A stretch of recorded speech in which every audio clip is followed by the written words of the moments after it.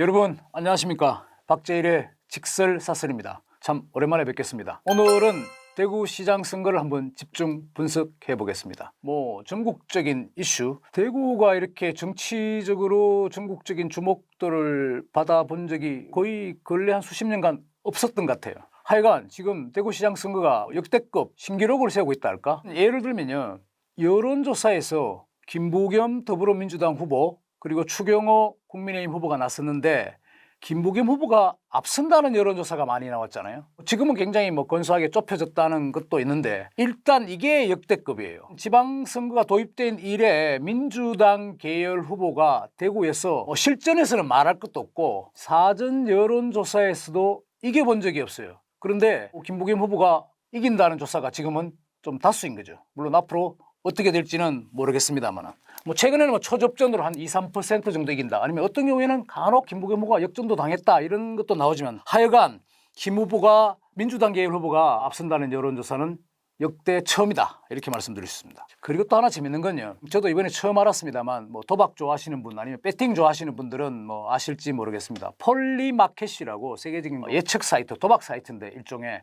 거기서도 지금 대구시장 선거에 배팅이 걸렸다 합니다. 주식 사듯이 지금 거기서도 거의 김부겸, 추경호가 박빙이다. 물론 한때는 이진숙 전 방송통신위원장이 좀 굉장히 지지세를 모아가면서 주가가 올라갔는데 지금은 거기 매몰 비용으로 거의 제로가 됐으니까 이게 나중에 정산해서 돈을 돌려주겠습니다만 하여간 배팅 사이트에서도 대구시장 선거가 주목받고 있다. 또 하나 좀 첨부하고 싶은 것은 과거와 달리 민주당의 그 지방선거, 시장선거뿐 아니라 시의원이나 기초단체장, 구청장, 군수 이런 분들도 지금 대거 지금 많이 출마를 하고 있다. 예전 선거 4년 전에 비해서는 거의 더블로 늘었다. 출마 희망자가. 민주당이 한번 가서 한번 해볼까 하는 정치 지망생들이 많다는 것이죠. 심지어는 어떤 시의원의 경우에는 공천에서 탈락하니까 국민의힘을 탈당하고 민주당으로 가버린 사례도 있습니다.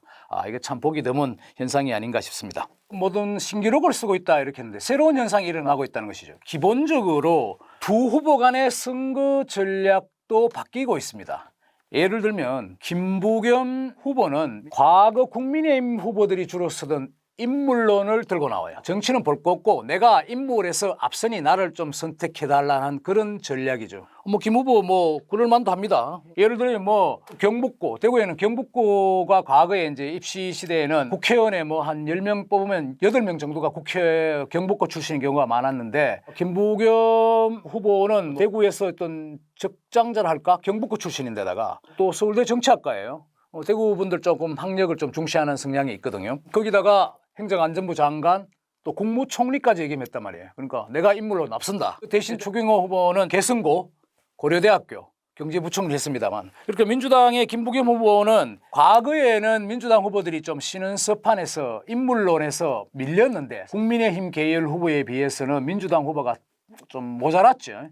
그런데 이번에는 괜찮다, 내가 인물론으로도 앞선다 하는 그런 전략으로 나오고 있죠. 그래서 심지어 김부겸 후보 쪽 얘기를 들어보면 중앙당, 그러니까 정청래 대표가 이끄는 중앙당에서 더불어민주당에서 나를 이렇게 너무 도와주는 것도 별로 탐탁지 않다, 이 정도까지 나가고 있어요. 오는 게 좀 그렇게 나한테 보탬이 되지 않을 것이다 하는 좀 자신감, 인물론으로 선거 드라이브를 걸고 있다는 것이죠. 대신 추경호는 어떻습니까? 반대의 어떤 포지셔닝을 하고 있습니다. 일단 진영 프레임이랄까, 진영론, 추경호 나와 김부겸의 싸움을 넘어서서 이념적인 보수와 진보, 좌파, 우파 간의 어떤 대결이 대구에서 지금 펼쳐지고 있다. 이걸 좀 주목해달라 하는 것을 많이 강조하고 있죠. 예를 들면 대구가 흔히 보수의 성지, 어떤 분들은 보수의 심장이라고 하는데 이 보수의 성지, 보수의 심장인 대구가 무너지면 어떡하겠느냐. 이것은 거의 2차 대전 때 프랑스 마지노선이다.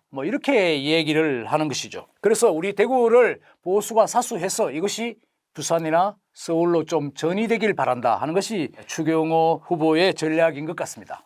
자신의 전략은 나를 어떻게 규정하는 것은 말씀드린 대로 인물론과 진영론, 진영 프레임 이렇게 나누어지는데, 그렇다면은 상대도 공격해야 되지 않겠습니까? 상대를 어떻게 이제 꼭 집어내리느냐, 이것이 또 선거의 중요한 전략인데, 상대 후보를 규정하는 것에서도 김부겸, 추경호가 조금 달라요. 예를 들면 민주당, 그러니까 김부겸 후보 측의 입장은 국민의힘 추경호 후보를 뭔가 전국적인 하자가 있을 수 있는 후보, 추경호 후보가 2024년 12월 3일 윤석열 대통령의 계엄 당시에 좀 어정쩡한 행보, 뭐 심지어는 뭐 국회 의결을 계엄 해제 의결을 방해했다든가 뭐 이렇게 해서 지금 재판을 받고 있지 않습니까? 그래서 이게 좀 어떤 추 후보의 하자가 될 것이다. 그리고 나아가서는 이런 사람을 국민의힘이 후보로 선출한 것은 뭐 윤석열 대통령 다시 불러오려는가? 뭐 이렇게 이제 공격을 하는 것이죠. 여기다가 이제 비교를 또 더 하자면 김부겸 후보는 내가 이 정권에서는 그래도 대구 경제를 좀 더 살릴 수 있는 전직 국무총리이기도 한데 잘 할 수 있다. 실질적으로 이재명 정권과 협력해서 예산도 더 받아올 수 있는 사람이라고 대비시키고 있는 것이죠. 뭐 예산 문제는 늘 중요합니다만 지방정부에서는 특히 이번 선거에서 대구로 봐서는 광주, 전라남도가 통합시로 되면서 뭐 20조 원,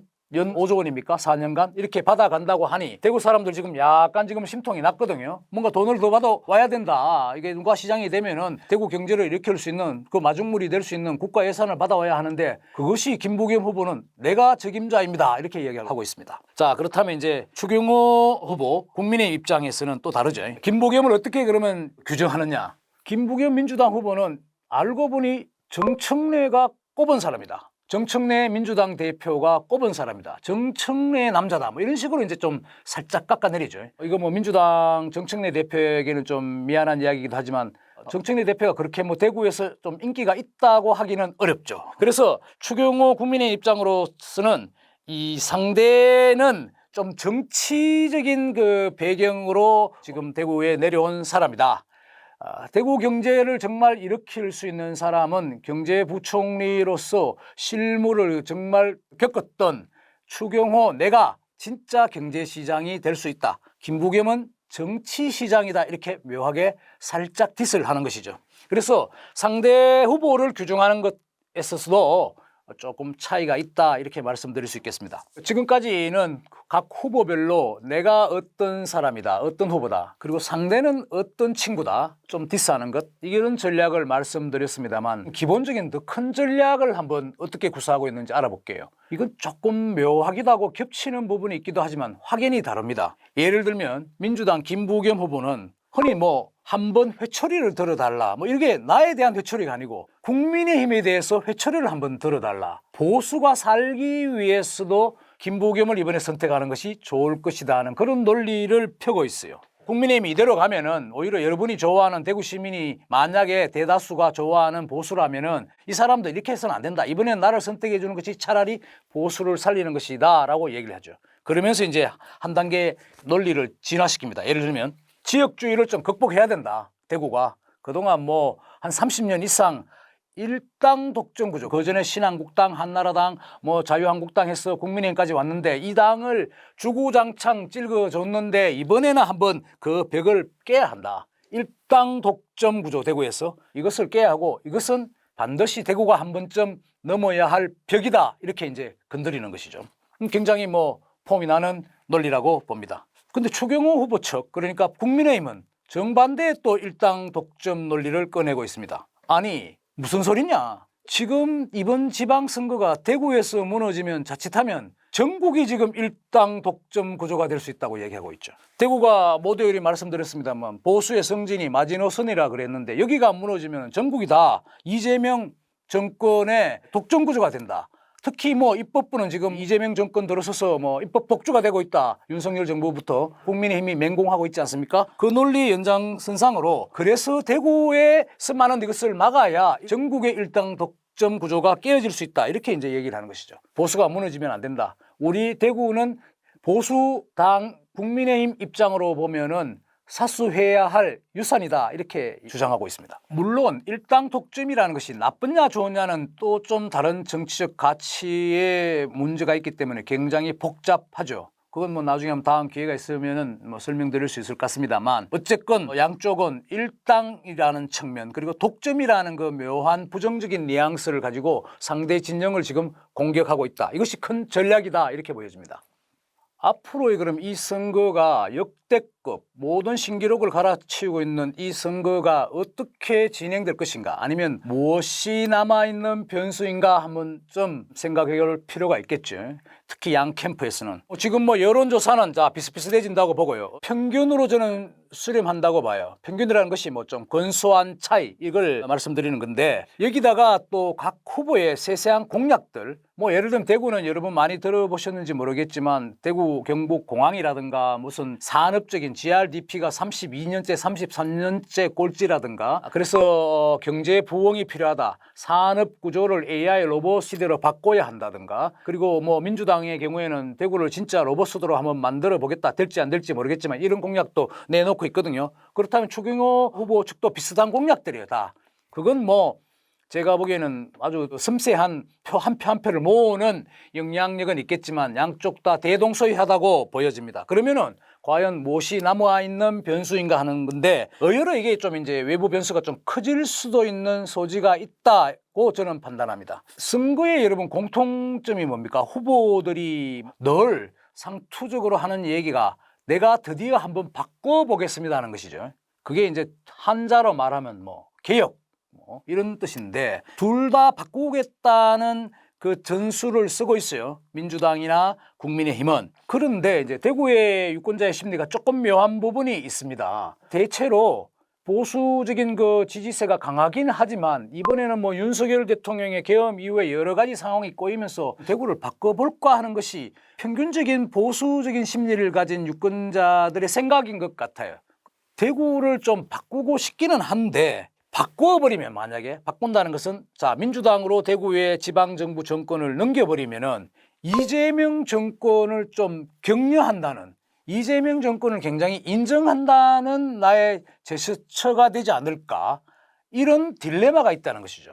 좀 보수 취향적인 유권자들 사이에서는 그렇다는 얘기입니다. 선거 초반에는 국민의힘 후보가 결정되지 않고 국민의힘 그 후보 선정을 두고 주호영, 이진숙 낭만시키면서 뭐 엉망이 됐을 때는 한 10%에서 15% 여론조사 격차가 있었는데 거의 표본 오차 밖으로, 지금 와서는 이제 좁혀지고 있다고 말씀드리지 않았습니까? 그것이 이제 샤이 보수층이랄까, 대구의 전통적인 지지층이랄까, 이것이 이제 결집하고 있다는 건데, 어쨌든 거의 김부겸 후보와 이제 박빙인 상황인데, 근본적으로는 방금 말씀드린 그런 딜레마, 이걸 지지하면은 내가 이재명 정권까지 인정해주는 꼴이 되지 않을까 하는 살짝 보수적인 견해, 이것이 좀 변화의 앞으로 향후 변수가 될 것이다고 보고요. 그것이 첫 번째고요. 두 번째는 이제 이 대구도 아니면 전국도 마찬가지겠습니다만은 중장년층 그리고 청년층, 이게 좀 세대 교체가, 예를 들면 5년, 4년 전에 선거, 8년 전에 선거, 20년 전에 선거를 투표했던 사람이, 그때는 젊었던 사람이 지금은 장년층이 됐을 거 아니에요. 또 그때는 초중학생, 중고생들이 지금은 20, 30대가 돼서 투표를 한단 말이에요. 그런 미묘한 인구학적, 사회학적 변화도 대구에서 제가 보기에는 무시할 수 없는 요인이다, 이렇게 보여지고요. 좀 더 구체적으로 장외 변수를 한번 들어보자면, 예를 들면 조작, 수사, 기소, 의혹, 특별검사법 뭐 이렇게 민주당이 추진한다고 했지 않습니까? 뭐 이게 또 추진할지 안 할지는 모르겠지만 이것이 결국은 이재명 대통령의 사법 리스크를 완전히 해소하는 작업이기도 한데, 국회, 그러니까 민주당이 앞장서서 역사적 내지는 정치적 부담을 가지더라도 이것을 완전 클리어하고 지우고 나가겠다는 것인데, 이것이 지금 살짝 외부 변수가 될 수 있다는 것이죠. 민주당 지지층이나 아니면은 계엄을 내란 세력으로 보고 이것을 완전 종식시키자는 유권자 입장에서는 찬성하겠지만, 대구에서만큼은 그것이 주류는 아닌 것 같아요. 대다수의 어떤 분위기는 아닌 것이죠. 그래서 이런 부분들이 지금 대구시장 선거에 영향을 좀 살짝 미칠 수 있다. 그래서 김부겸 민주당 후보도 정말 현장에 일선에서 막 고생하는 우리 후보들이 있는데 민주당 중앙당에서 왜 이런 것들을 추진해서 우리 힘 빠지게 하느냐, 정말 동지를 버릴 생각이 있다면 그것 좀 거둬달라, 뭐 이렇게 얘기하지도 않았습니까? 그래서 조작 수사 관련해서 뭐 특별법, 이것이 좀 만약 실현된다면, 이것이 계속 논의가 된다면은 최소한 대구시장 선거에서 민주당 후보에게 유리할 것은 없어 보인다. 그것이 좀 변수가 된다는 것을 지적하고 싶습니다. 대구든 서울이든 부산이든 뭐 심지어는 뭐 광주든 뭐 윤석열 전 대통령을 뭐 지지하는 사람들이 있겠죠. 소수로 이제 내몰리는 경향이 있긴 하지만, 어쨌든 대구에서도 이번 선거에서 만약에 추경호 후보가 윤석열 어게인 쪽으로 많이 치우치게 된다면은 강성 지지층 내지는 어떤 보편적인 보수들의 어떤 세력은 모을 수는 있지만 좀 더 지금 이 박빙인 선거전에서 뭘 한 표, 두 표 더 끌어모아야 하는데 그것은 좀 한계가 있을 수 있다. 그래서 국민의힘이 그런 한계를 과감하게 깨닫고 어떤 새롭게 전략을 윤핵인을 완전히 넘어서는 전략을 구사할 수 있느냐, 이것이 또 한 큰 외부 요인이라고 봅니다. 마지막으로는 이건 정치평론가들이나 웬만한 사람들은 다 알 수 있는 얘기이기도 하지만 대구시장 선거에도 이재명 대통령에 대한 국정 지지율입니까? 지금 아주 팽팽하게 나오는 것 같은데 이재명 대통령이 전국적으로 그리고 또 아니면 대구 경북에서 적정 수준의 지지율을 계속 구사한다면 그건 민주당 김부겸 후보에게 좀 유리할 것입니다. 그런데 만약 무슨 돌출 변수, 예를 들면 호르무즈 해협 이란과의 전쟁 과정에서 우리가 경제적으로 무슨 굉장히 타격을 한번 입는다든가, 이 전쟁 와중에 미국과의 관계에서 좀 삐끗하면서 외교적으로 우리에게 불리한 메시지가 태평양 건너에서 한국으로 날아온다든가, 이런 경우들은 약간 큰 변수는 아닐지라도 이번 선거 대구뿐만 아니고 전국적으로도 영향을 미칠 수 있는 요인이라고 여겨집니다. 박재일의 직설사설, 오늘 대구시장 선거전에 대해서 말씀드렸습니다. 다음에 뵙겠습니다. 고맙습니다.